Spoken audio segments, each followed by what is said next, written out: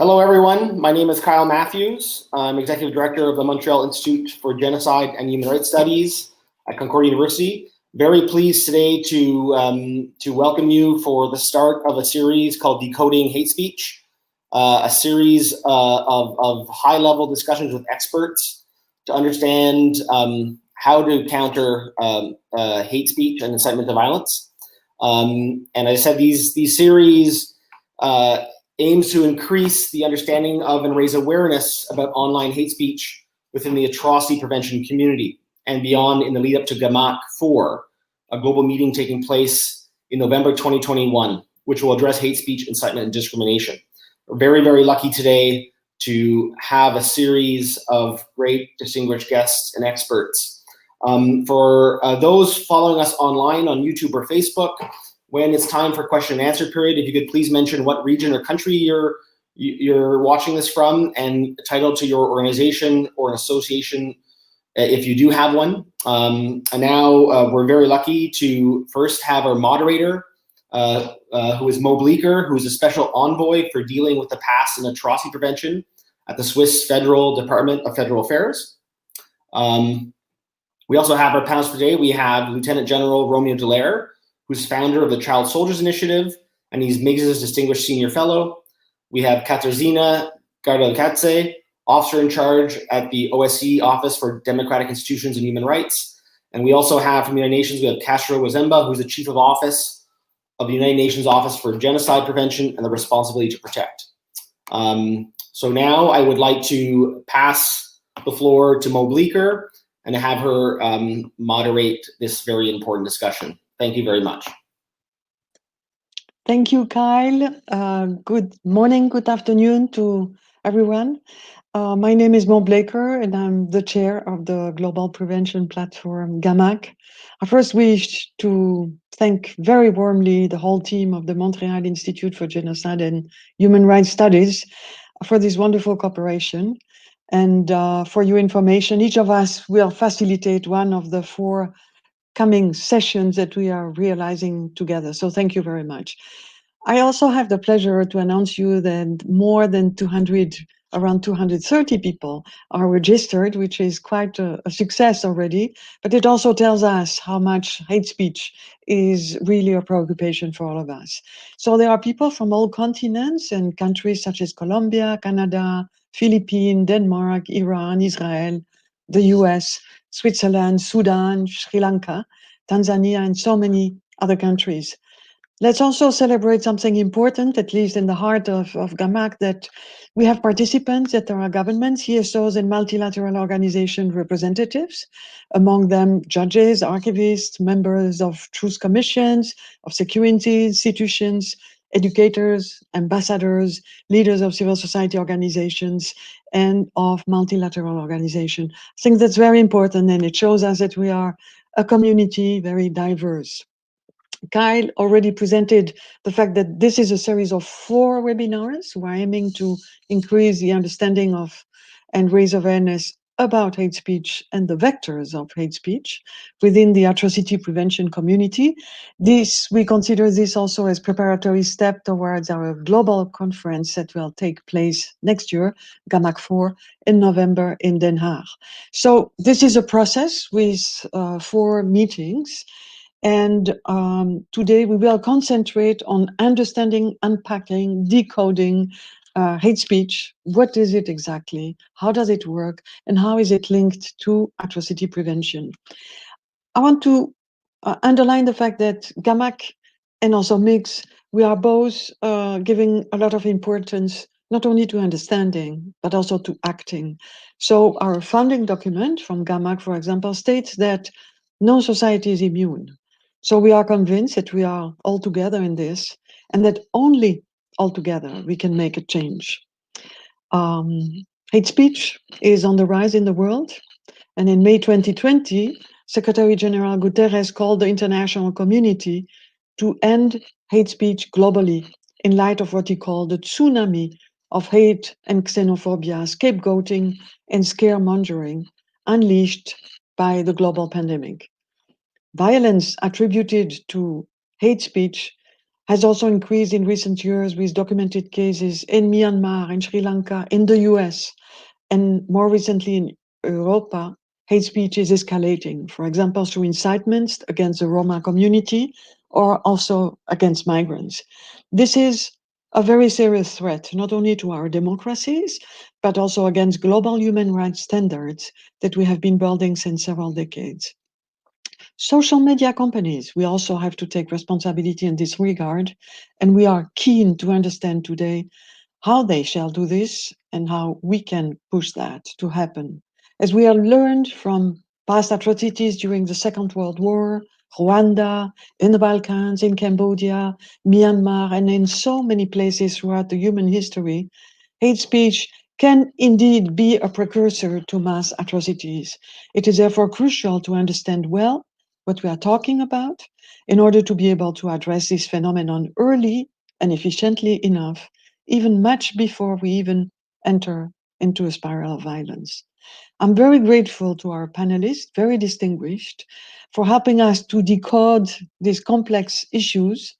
And after the initial presentation, we will pursue the conversation with our online participants. You know that you can send questions. Some questions have already been sent, by the way. I don't know if General Dallaire is this, but with this doubt, I will maybe turn directly to Castro Vazemba of the United Nations Office on Genocide Prevention and the Responsibility to Protect. I'm very pleased to meet you again, Castro, and very thankful that you are here. I would like to ask you several questions. On 18 of June 2019, Secretary General Antonio Guterres launched the United Nations Strategy and Plan of Action on Hate Speech. Can you tell us why did the UN decide to design this new plan of action at this very moment, and what triggered this decision? Second, there is no international legal definition of hate speech, and the characterization of what is hateful is controversial and disputed, as you know very well. How do you suggest to address this issue? And finally, what does the UN strategy and plan of action suggest to addressing and combating hate speech? And what do you recommend to member states and civil society in terms of implementation of this plan and prevention of hate speech? So that will be your turn, Castro. You have the floor. Thank you so much.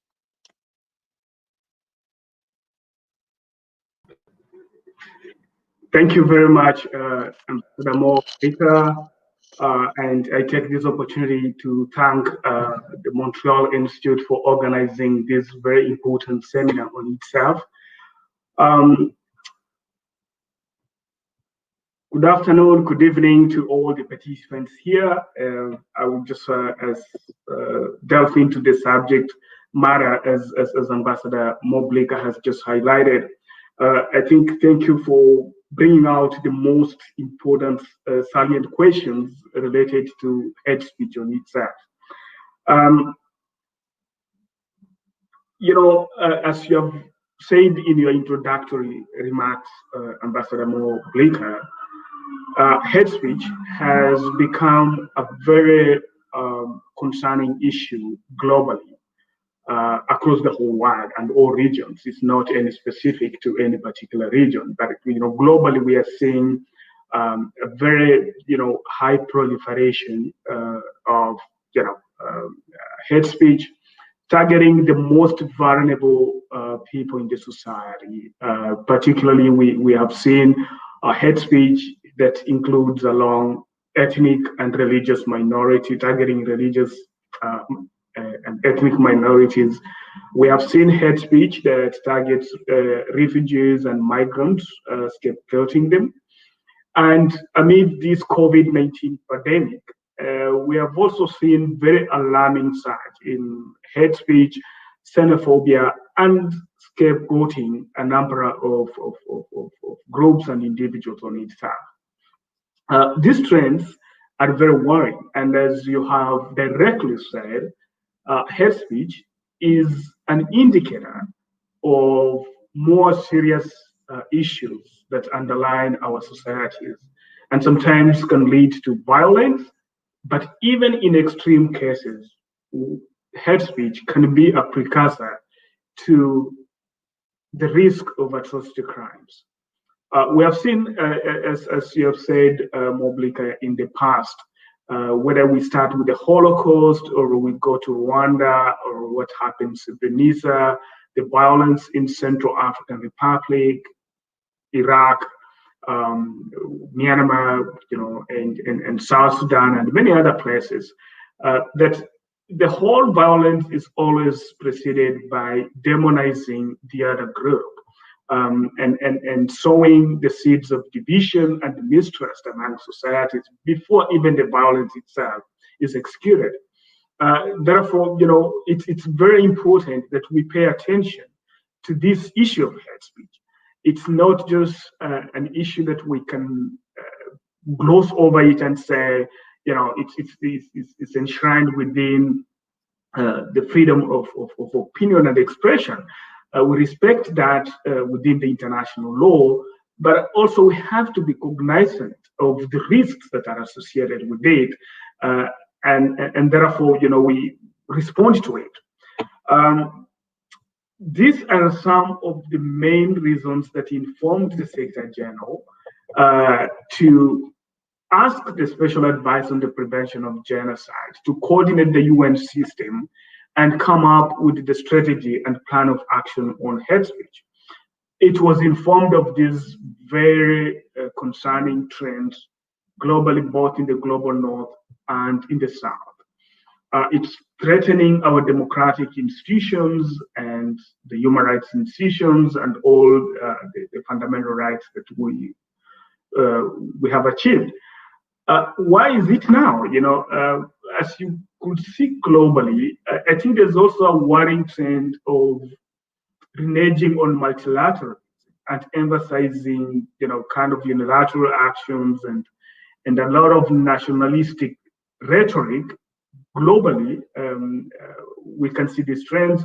We have seen peripheral nationalistic political parties actually gaining power on the rhetoric of nationalism and demonizing certain groups on itself. With these trends on multilateralism, of course, the UN and the Secretary General was very much concerned, and it's a bit worrying to see how hate speech has been used to drive towards this trend on itself. So I would just quickly highlight what the hate speech is strategy and plan of action is. As you have indicated in your introductory remarks, there's no legal definition of hate speech. And in fact, as much as we have developed this UN strategy and plan of action on hate speech, we keep on emphasizing that it is grounded in international law, particularly all the laws related to the freedoms of opinion and expression that should not be undermined in any way in terms of countering and addressing hate speech. We have always emphasized that we cannot prevent hate speech, actually, but we can counter it. We can address it. We can come up with alternative narratives to this, because those who are propagating hate speech are actually using the freedoms that are enshrined within international law of expression and opinion to disseminate these messages of division.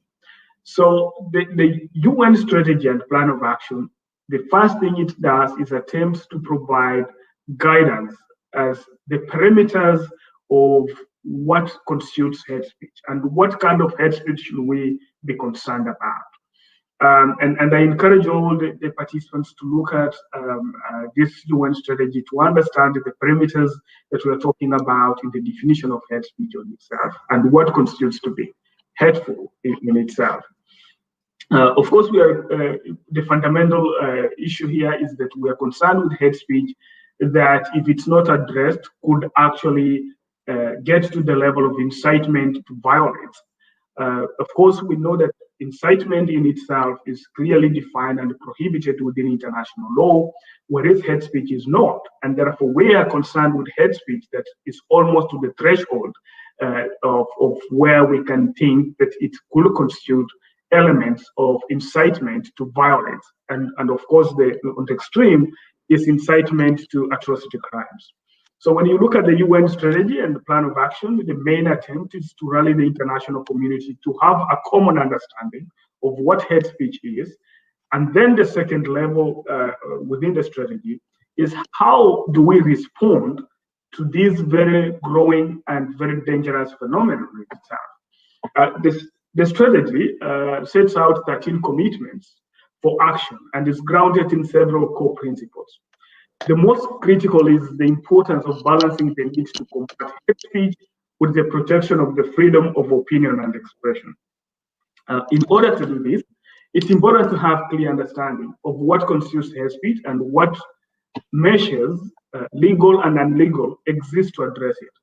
So when you look at the 13 commitments, they're guided by the legal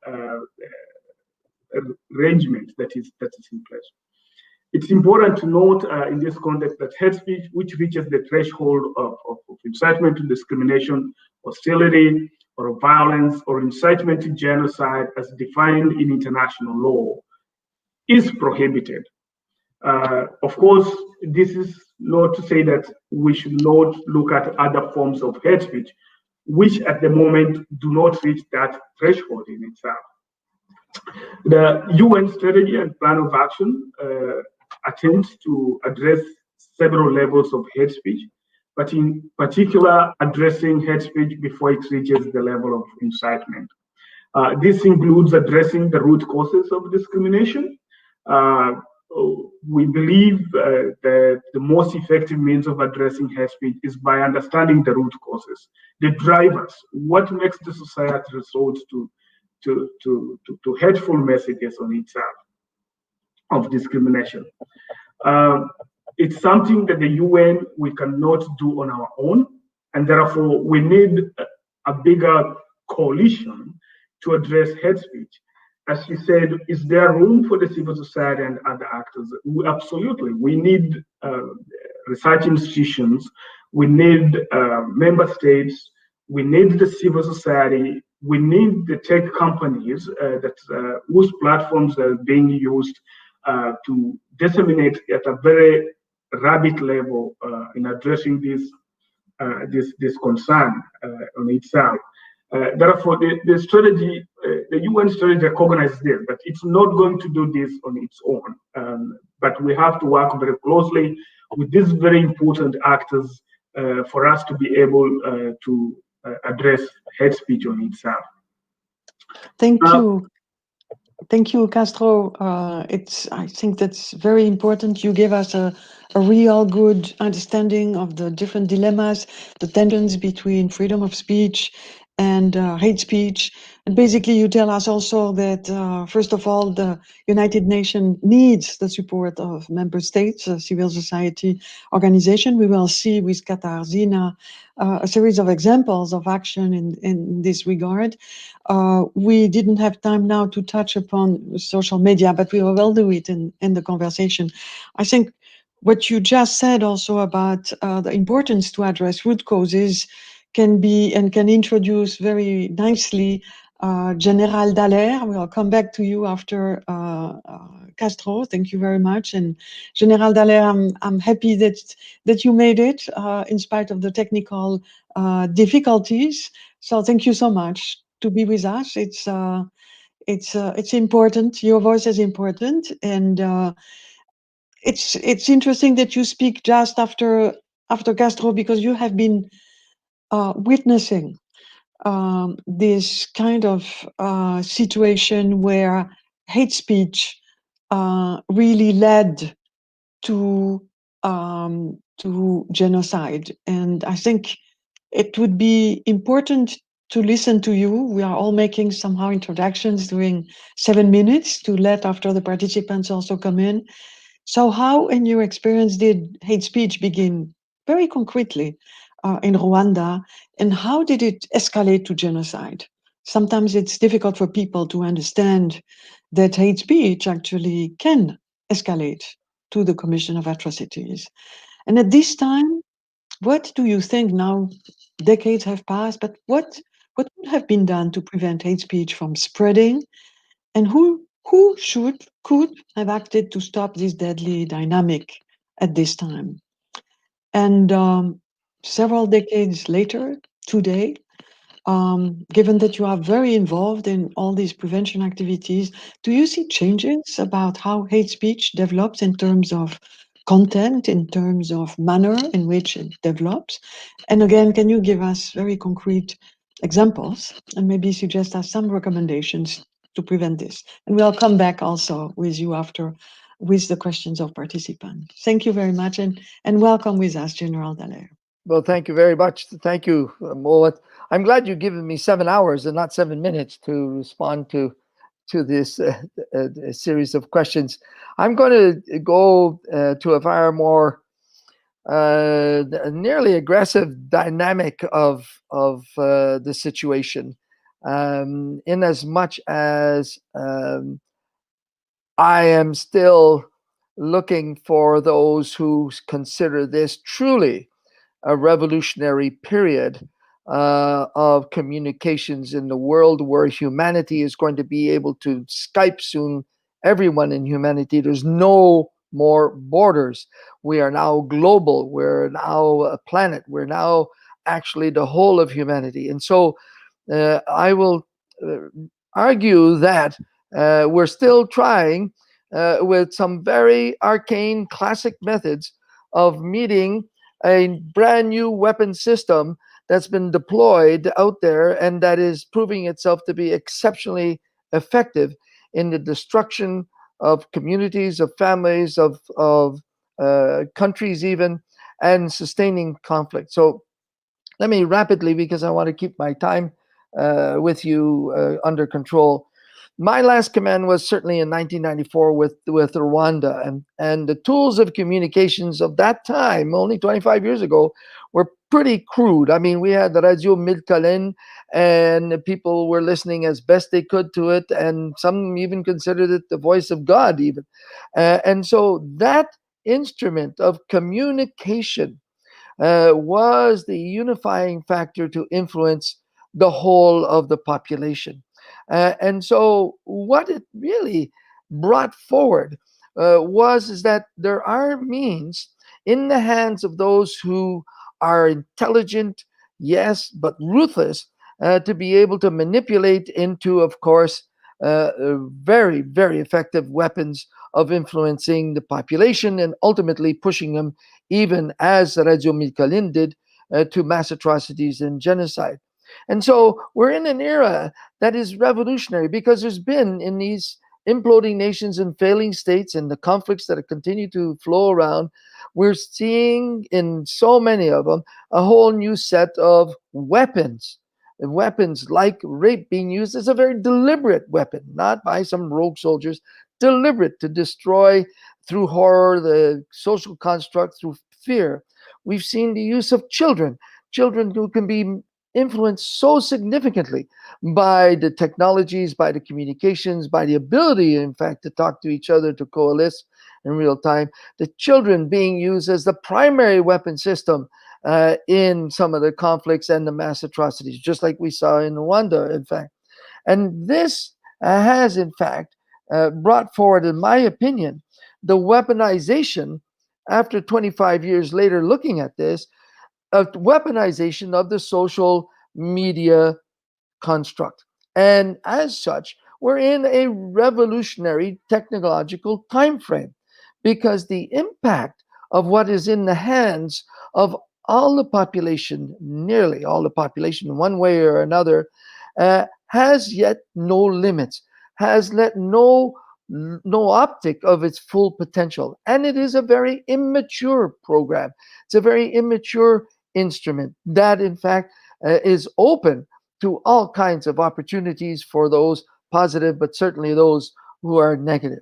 When I was involved with the reform of the officer corps, looking into year 2020, and this is 20 years ago, and trying to see what would be influencing us at the time, futurists were telling us that, you know, we're in a time frame where even our method of deductive reasoning, of how we reason to take decisions, is going to be too slow because of the technological information flow and technological availability to handle that. So we need a whole new way of philosophical framework of how do we think and how do we assess and how do we gauge different parameters of our social construct and ultimately save people, but also save some of the fundamentals like human rights without necessarily abusing people's rights to expression and the like. We were told we're going to be seeing the man-machine interface. We're going to see some human beings who are going to be literally affected deliberately by mechanical means, electronic mechanical means, to actually create a new entity, a new personality, a new way of thinking. And so how do you control the inputs of that? And how do you influence the inputs that we're all getting? Like Google. What happens if Google goes rogue? What's going to replace Google? And who's controlling that? And is there something controlling that?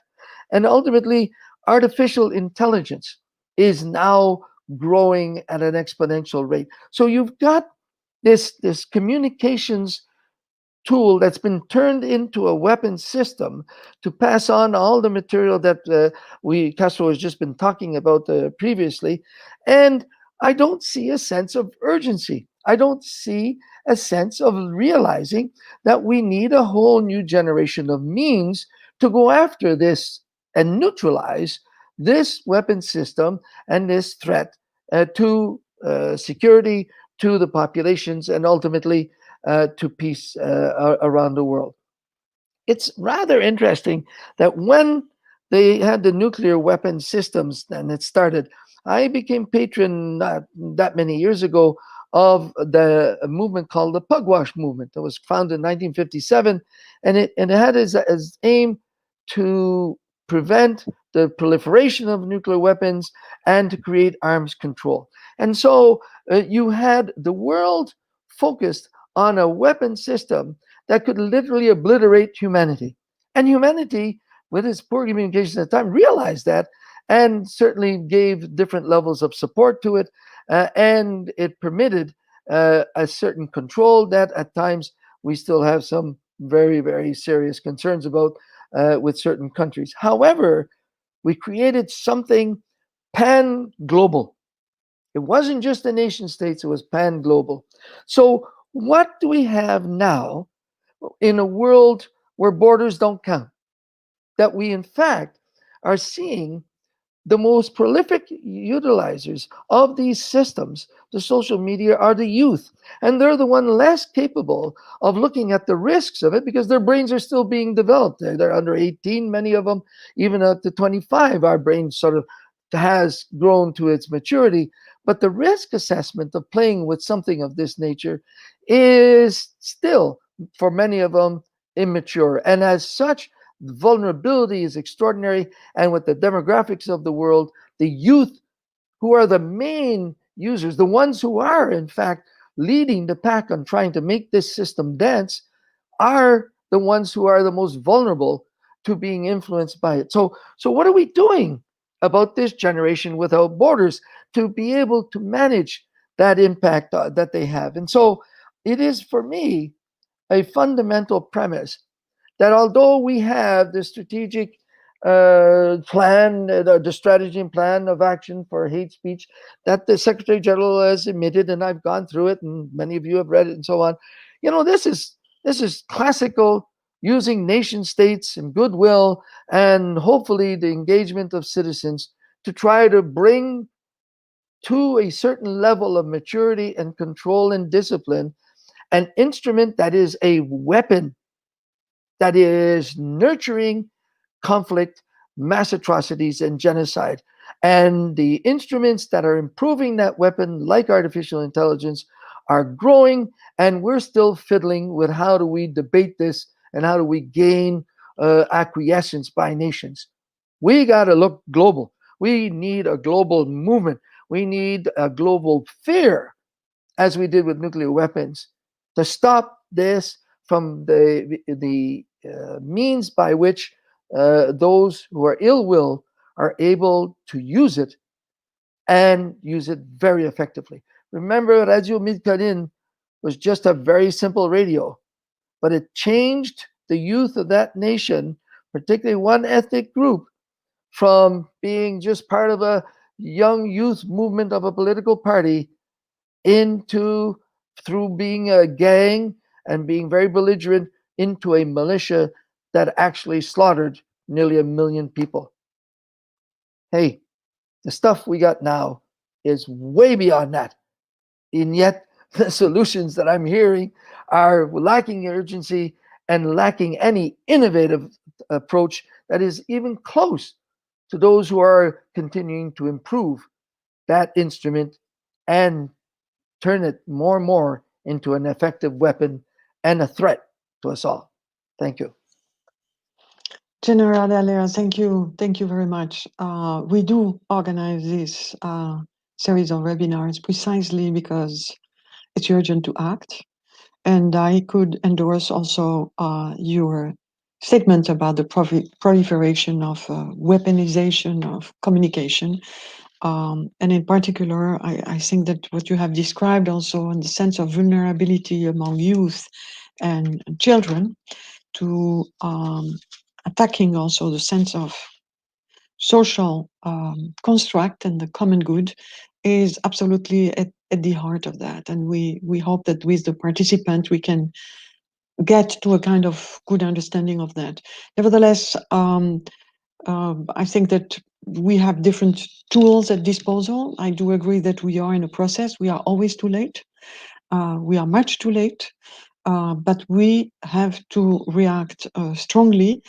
And as we are in the process of unpacking what is hate speech exactly, and we have these 3 more sessions to inform each other and to get to this better understanding, and I think also to a shared feeling of emergency, General. This is where we want to go. And therefore, a shared feeling of action is needed now. I would like to turn to Katarzyna. Katarzyna is working within the OSCE in the Office for Human Rights and for democratic institutions and human rights. Katarzyna, you are every day dealing with these issues. You are every day seeing what happens as a consequence of hate speech. Also, as General Dallaire was saying it, the deconstruction on purpose of social community, of common good, of peaceful coexistence. I would like you to share with us what are the different manifestations of hate speech that are taking place in your context now, so that we kind of feel also the dimension of what General Dallaire was saying before. It's urgent, it's happening now, and it's deadly. So can you share some example with us? And did you see a particular increase during the COVID-19 pandemic? And how did your office respond to it? In cooperation with government and civil society, did you see some failures also? Where is it that we are missing instrument? I also would like to draw your attention, General Dallaire has been speaking about youth and children. Are they the champions with whom we have to work? Or are there other champions with whom we have to ally to work to build this kind of global resistance and global mobilization against these deadly weapons? And how do you see the civil society and governments should cooperate? I know that your office has produced many documents. You are constantly working in trainings. Can you share some insight with the participants that are here around? Thank you, Katarzyna. You have the floor. Thank you very much, and thank you for having me. It is difficult to be the last speaker because everyone before you has already said everything that you were thinking about.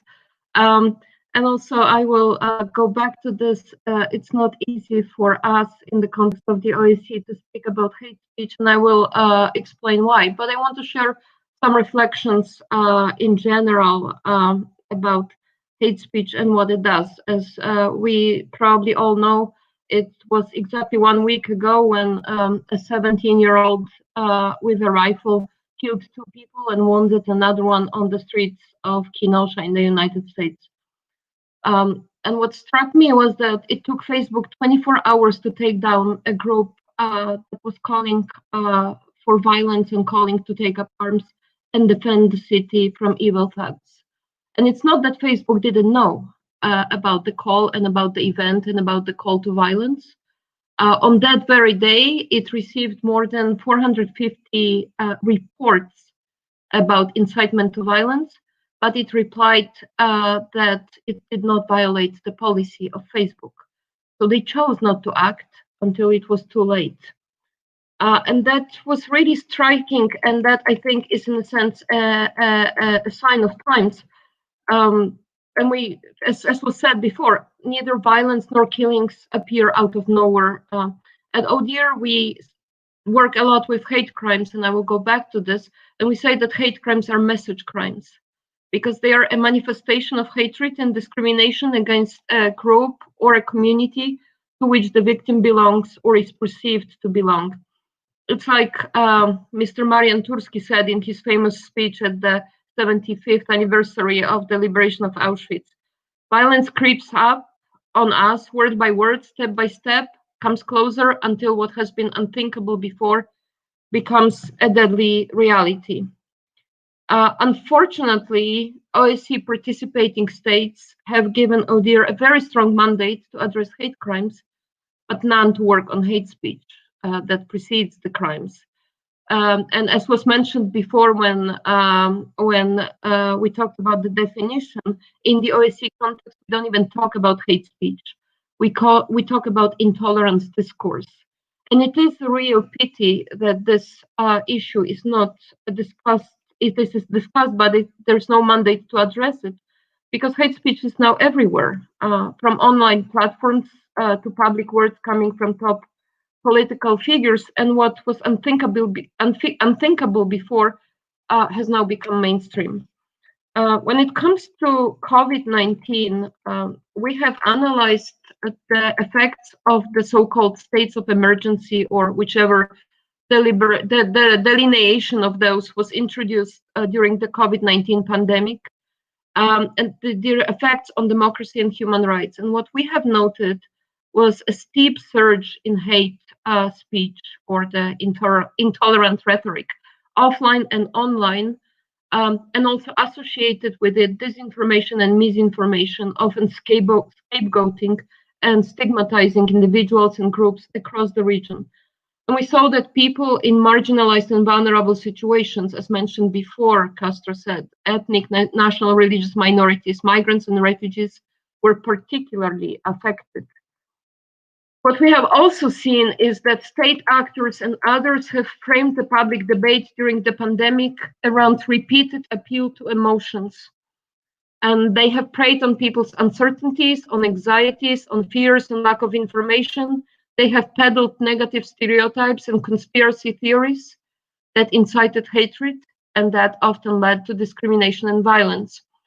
And what the general just said is also in this context striking, because what is a formal definition of psychological warfare, which is any action which is practiced mainly by psychological methods with the aim of evoking a planned psychological reaction in other people, is exactly what this message have been doing.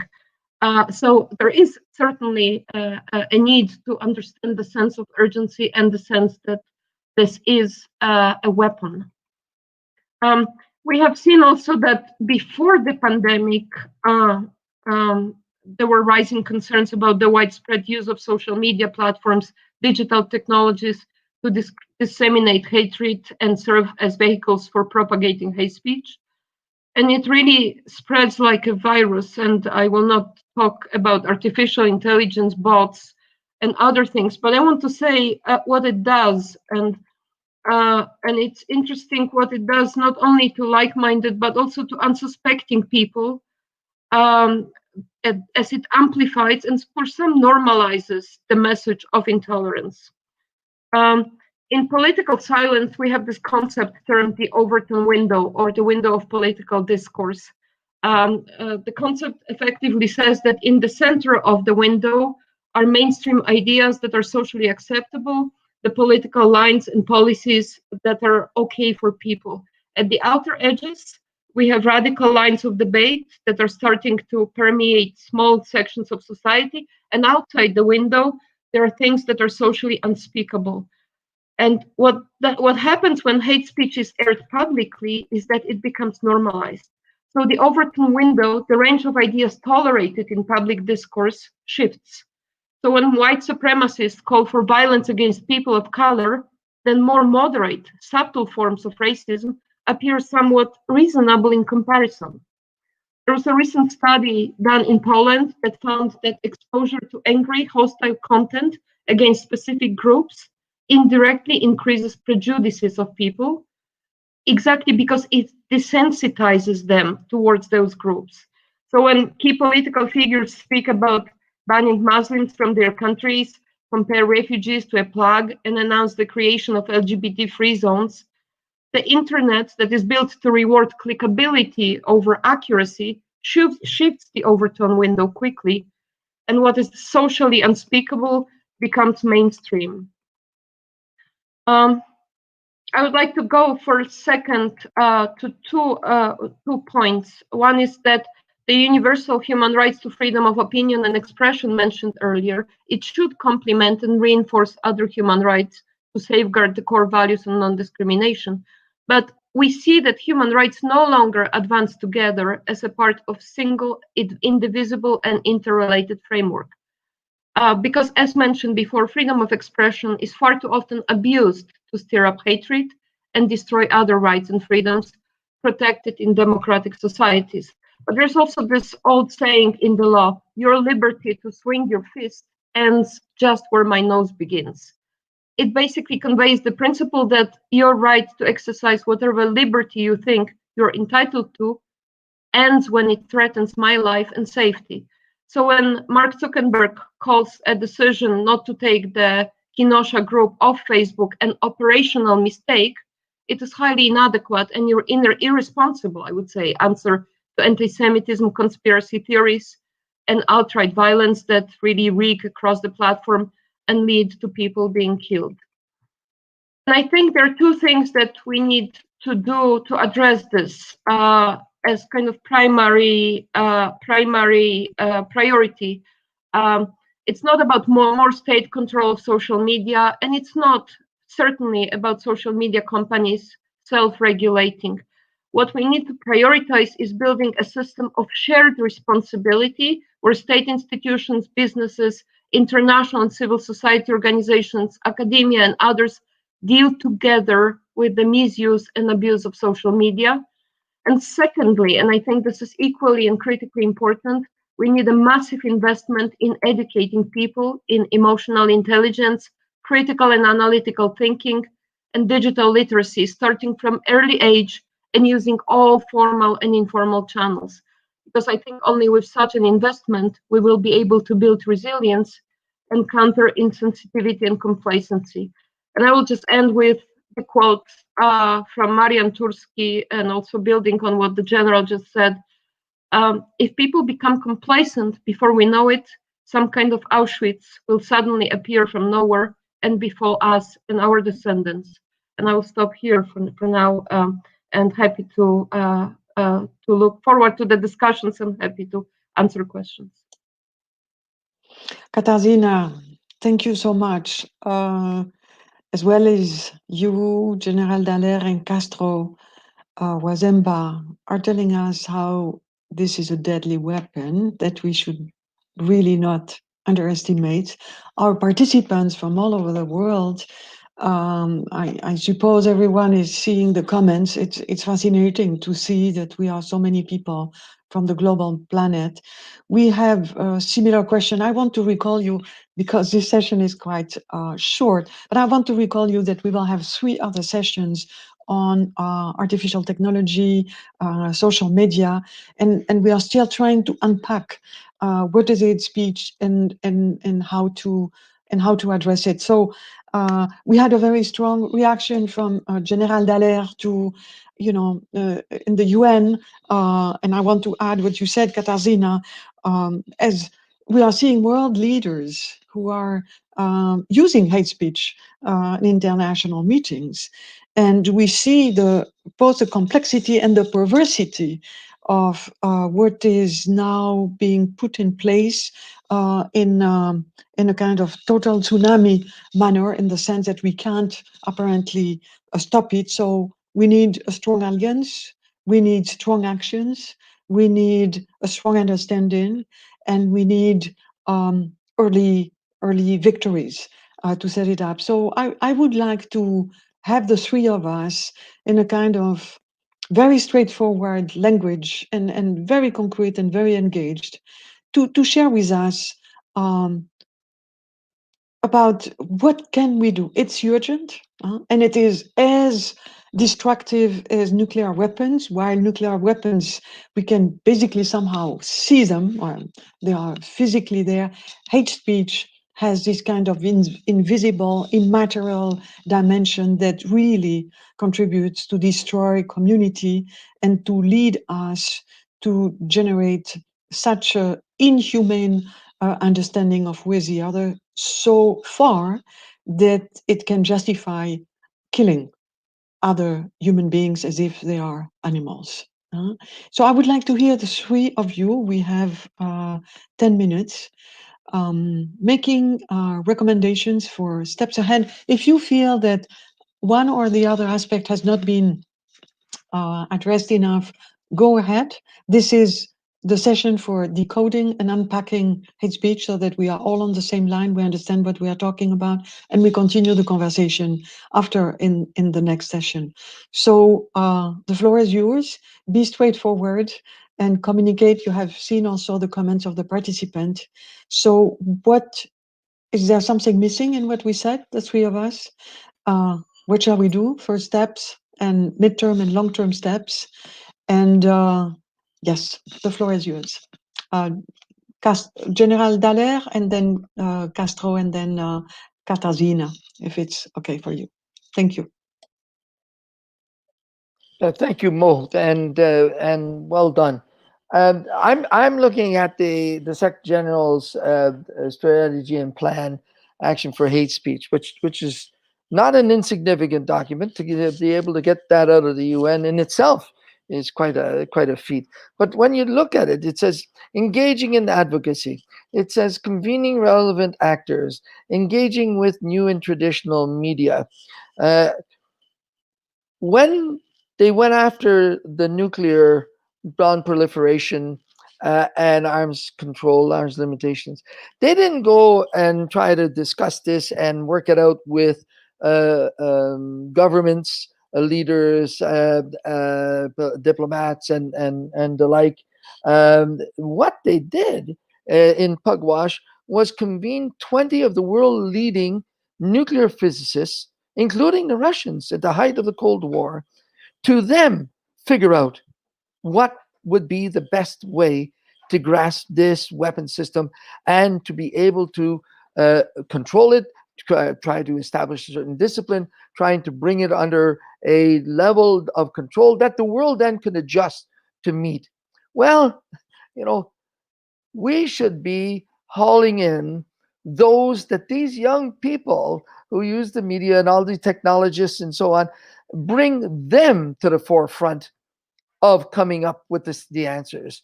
Bringing the guys who have made fortunes on them, make them pay for it because they've got more money than Carter's got liver pills, get them to pay to bring all the brain power of the world that's working in the technological and the advancement of these instruments, this instruments that is out of control, that is immature, and in this revolutionary times being abused, get them to get together and to pull this and to dictate how they see the future is going to be and how they want to move it and how nations better adjust.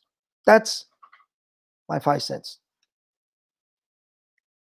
Thank you, General Dallaire. In other words, I would say how to engineer responsibility with the people who are the vectors of the hate speech. That's not enough, we know, but that's a way to do it. I think we are all complementary, and this is why it's important that we know of each other doing this and that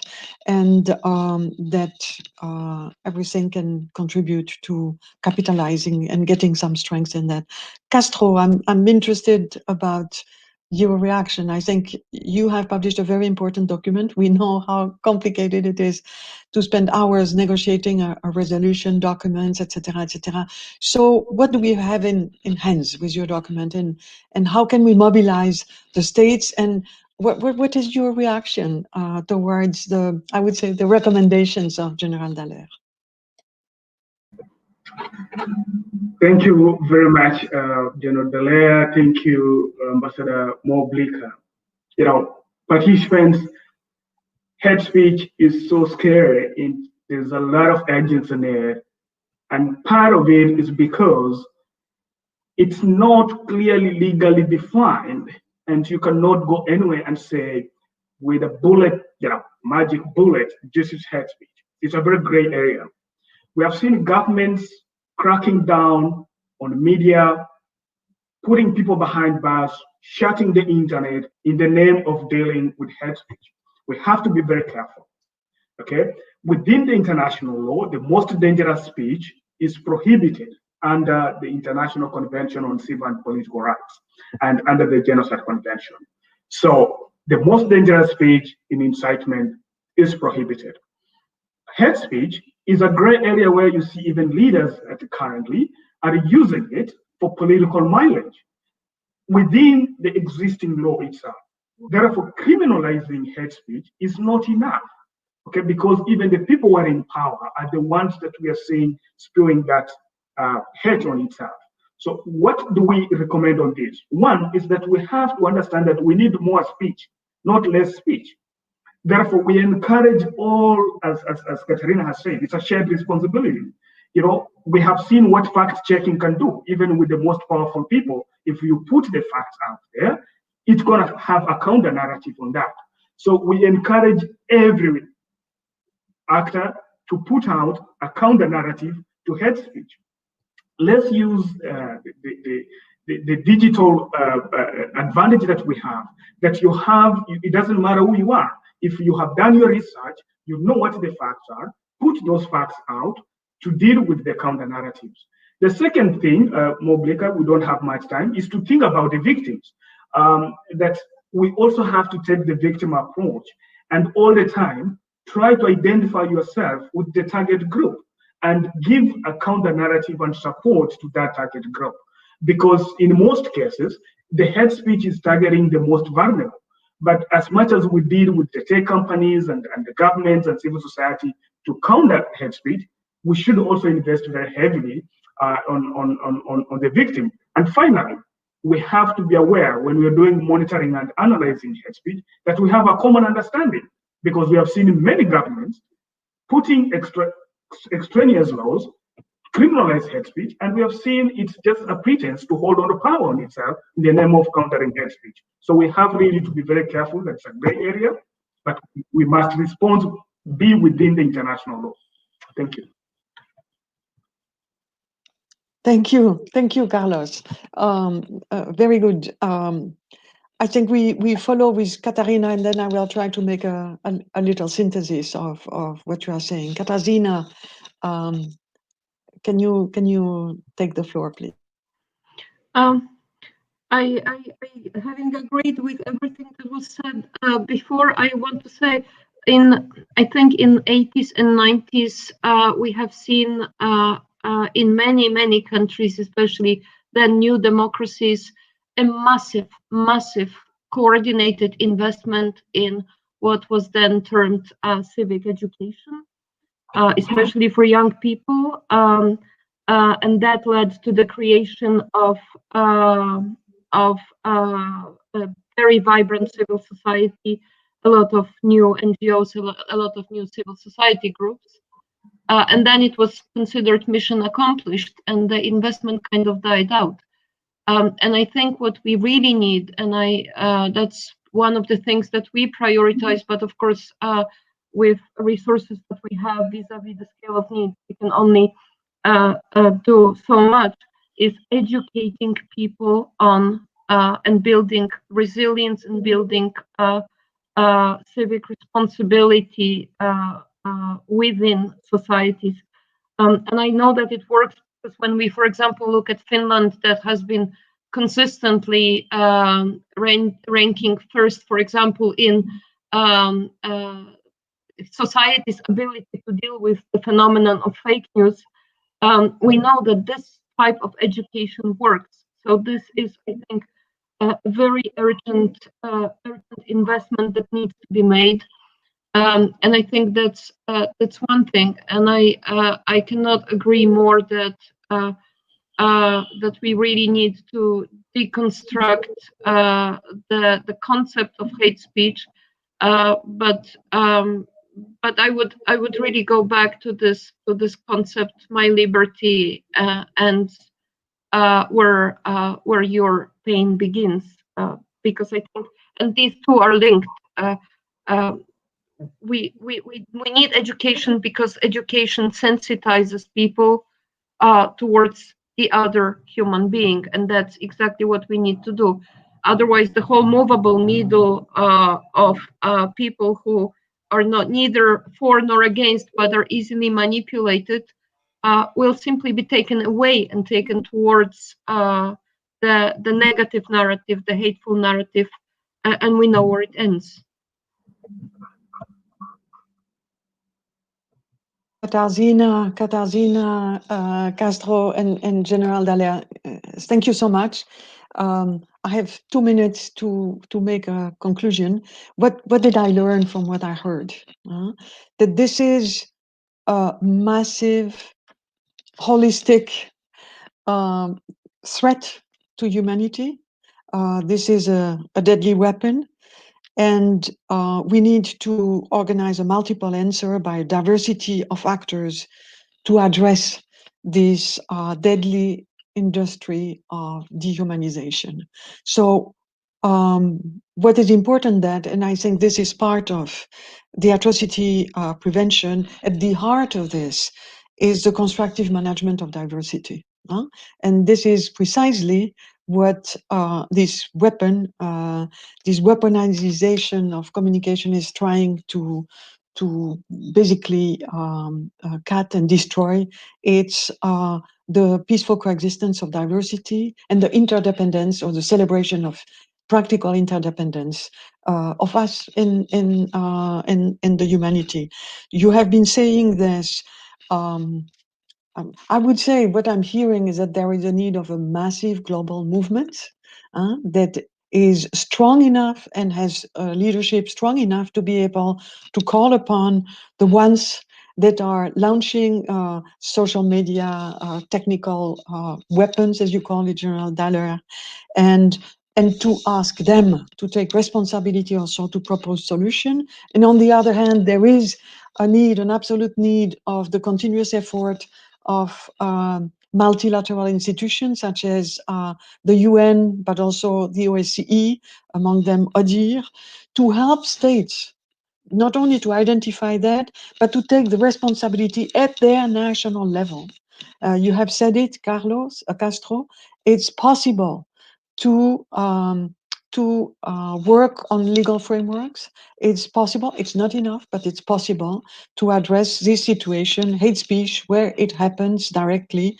And therefore, you need very strong national constituencies, because all this is always very localized, very contextualized, and we need to be very near of this context so that you can awake and strengthen the leaders and from all kinds of groups, social groups, from the youth to the children, the educators, the judges, the journalists, etc., to fight against it. Now, we have several challenges in front of us. One is the legal challenge, and we need to find this balance between freedom of speech and hate speech and call to incitement. And that's, I think, I would say it in a positive way. This is a wonderful opportunity for our democracies. So I think this is also a pending task for a global alliance against this hate speech, as well as generating and cultivating champions, not only in the countries at national level, capable to stand up, check the facts, and be able to give a consistent answer, as Castro and Katarzyna were saying, but also globally. So I think this is what I've heard from you. We still need to unpack many details about hate speech. I received also a message from Guatemala saying, and what about the use of law to to label human rights defenders as terrorists, for example? Well, there are many abuses that go hand in hand with nationalism, authoritarian regime, and they have their path and their instrument to destroy what you said, General Dallaire, the social fabric. And this is what we want to fight for. I would like to thank you very much, as I understand that it's now, we have had an hour of conversation. I'm sorry to each of us because we have been somehow very superficial, because that's the time we had during an hour. But I think it was a promising discussion. We need to continue it. In November next year, Gamak and Mix and UNOS, FRG and ODIR and OSCE, we will be all together. And I hope that during now and next year, we'll have maybe, General, a rising movement there, capable to make some substantial statement and some substantial contributions and recommendations. The difference will be that we can do this together. We are all together in this, and all together we got out of this. So thank you very much. And thank you to all the audience from all the countries, and see you soon for the next session.